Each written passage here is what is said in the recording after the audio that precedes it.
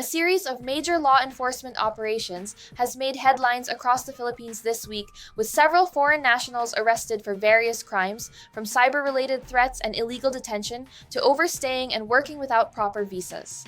But it's not all bad news. Here's a full rundown of this week's biggest stories for Philippines expats and the international community. Hi everyone, and welcome back to Philippines Update. This is Ashley, and for today's news. For our first news, another 12 Chinese nationals were arrested in Tacloban City for alleged immigration fraud, illegal work, and tax violations after authorities discovered that several of them had entered the Philippines using tourist visas but were working without proper permits.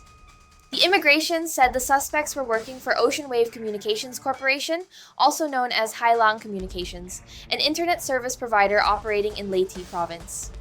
During a raid on October 15, 2025, the team found that the company's foreign employees had used invalid tax identification numbers to apply for alien employment permits, a requirement for foreign nationals who want to work legally in the Philippines. Some of the Chinese workers were also found to have obtained AEPS under other unrelated companies, but were actually working for Ocean Wave Communications. This, the BI said, is a direct violation of their permit conditions and a breach of immigration law. Aside from immigration issues, authorities said the company may also face labor, corporate, and tax violations, including false registration documents and misrepresentation of employees. The 12 arrested Chinese nationals are now in immigration custody and will face deportation proceedings for violating Section 9A of the Philippine Immigration Act, which prohibits foreigners from working in the country without the correct visa or permit. Legal action is also being prepared against Ocean Wave Communications for its alleged involvement in the scheme. The operation was a joint effort between the Bureau of Immigration, National Intelligence Coordinating Agency, Armed Forces of the Philippines, and Philippine National Police Authorities, said the case is part of a wider effort to stop immigration fraud and illegal foreign employment in the country. For foreigners living or working in the Philippines, this is a reminder that visa and work rules matter, and that being transparent with your documents protects not just your stay, but your peace of mind. If you plan to work, make sure your visa type matches your actual job, your company is properly registered, and your permits and tax records are real and valid. Now for an uplifting news, the Philippines continues to shine on the global stage. At the World Travel Awards 2025 Asia and Oceania Gala, the country earned 6 major titles, solidifying its position as one of Asia's top travel destinations. The department also shared that the Philippine Pavilion at Expo 2025 Osaka received a Silver Award for exhibition design, recognizing its creativity and craftsmanship. Key parts of the exhibit will soon be brought home and displayed at the National Museum and regional tourism events. Meanwhile, in Manila, a Japanese national, Akira Machida, was arrested in Manila together with 2 Filipino associates for grave threats and extortion in connection with a cybercrime case. According to the National Bureau of Investigation, the operation began after 2 Japanese contractors filed complaints. They said Machida hired one of them for a 4.7 million peso renovation project for a coffee shop, but later discovered that the property wasn't even owned by him. The contractor still continued the project after receiving 3.3 million pesos, or 70% of the agreed amount. But when Machida ran out of money, he pressured the contractor to take out a personal loan, promising to repay once he sold a property in Japan. When the contractor refused, Machida and his cohorts allegedly threatened to take him out and demanded 10 million pesos in penalty money. On October 1st, 2025, NBI Cavite North agents conducted an entrapment operation in a Manila establishment. Once Machida received the marked money, agents moved in and arrested all 3 suspects. They now face charges under the Cybercrime Prevention Act of 2012.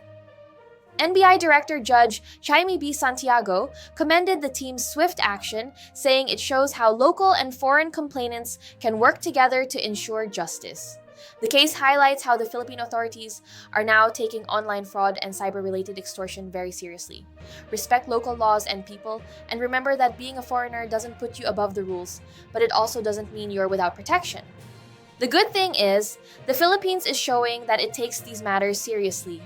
That means if you live or work here honestly, the law is on your side. And that's something that helps keep everyone safer. Have you had any cybercrime related concerns here in the Philippines? There's also some exciting travel news. The Philippine Embassy in Beijing announced that the e-visa program for Chinese citizens will resume in November 2025. This digital system allows eligible travelers to apply online for a 14-day tourist or business visa, valid for entry through Manila and Cebu. The project will be managed by VFS Global and powered by the Department of Information and Communications Technology. Ambassador Jaime Flor Cruz said the move is part of efforts to make travel easier and strengthen people-to-people exchange, especially as the Philippines and China mark 50 years of diplomatic relations. Before the pandemic, China was the country's second-largest source of tourists, with 1.7 million Chinese visitors in 2019. The new e-visa system will also help speed up entry for business travelers, potentially bringing in new investments, tour groups, and family visitors. Meanwhile, in Metro Manila, the NBI National Capital Region rescued a foreign national and arrested 2 others for illegal detention.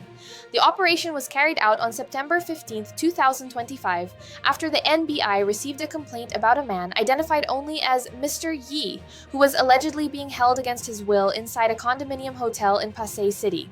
According to reports, Mr. Yi had applied for an IT analyst position via Telegram in August, but soon found out the job involved illegal online activity.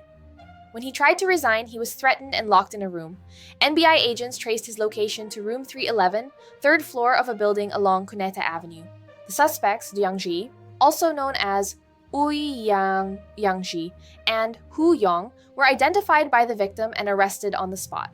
Both are now facing illegal detention charges under Article 267 of the Revised Penal Code.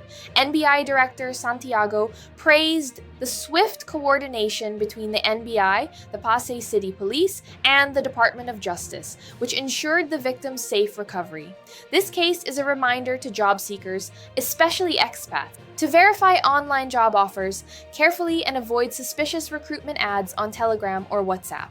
This also applies to wherever you are in the world. Next, on our top stories this week, the Philippines also received international praise for its creativity. The Philippine Pavilion at Expo 2025, Osaka received a Silver Award for exhibition design, recognizing its outstanding storytelling, innovation, and craftsmanship. The pavilion showcased Filipino culture, design, and sustainability through immersive exhibits. Key parts of the pavilion will be brought home after the expo and displayed in the National Museum of the Philippines, with some pieces to be featured at the ASEAN Tourism Forum 2026 in Cebu. This recognition adds to the Philippines' growing reputation as a creative tourism and cultural hub in Asia. Well done, Team Philippines. In another immigration news, the Bureau of Immigration also made headlines this week after multiple operations across the Philippines led to the arrest of foreign nationals violating immigration laws.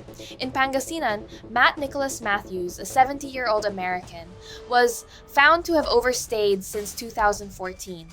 He reportedly became aggressive and insulted BI agents when confronted. In Zambales, another American, Barry Allen Brumfield, 57, was arrested for being undocumented and overstaying. In Cavite, Indian national Baljit Singh Dowell, 39, was found to have no arrival record, meaning he entered the country illegally.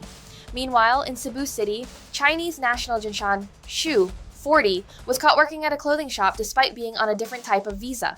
He also falsely declared himself as Filipino on his driver's license. Lastly, in Cagayan de Oro, Jason Carl Neeson, 47, an American BPO executive, was arrested for running a company while on a tourist visa. BI Commissioner Joel Anthony Viado reminded foreigners to always comply with local immigration laws, saying, "We welcome expats and investors, but respect for our laws is non-negotiable. Those who abuse our hospitality will be deported and blacklisted." And for our last story for this week, Canada is donating over 26 million Philippine pesos in humanitarian aid to help communities in the Philippines recover from recent earthquakes and storms that affected several parts of the country.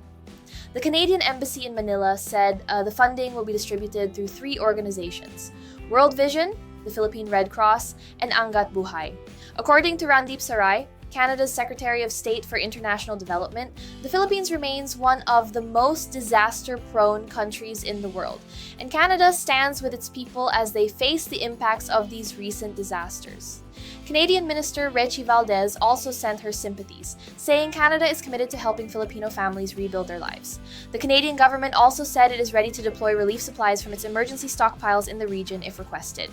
In a statement, Global Affairs Canada said it continues to monitor the situation and remains in close coordination with its partners to respond to evolving needs. That is incredible. Thank you to Canada and to our Canadian friends. And there you have it, that's our top news in the Philippines this week. For expats and travelers, it's a good reminder to stay informed, keep your documents updated, and continue enjoying the Philippines responsibly. Please make sure to hit the notification bell on so you are updated on the latest Philippines news. Thank you for watching, and I will see you on the next video.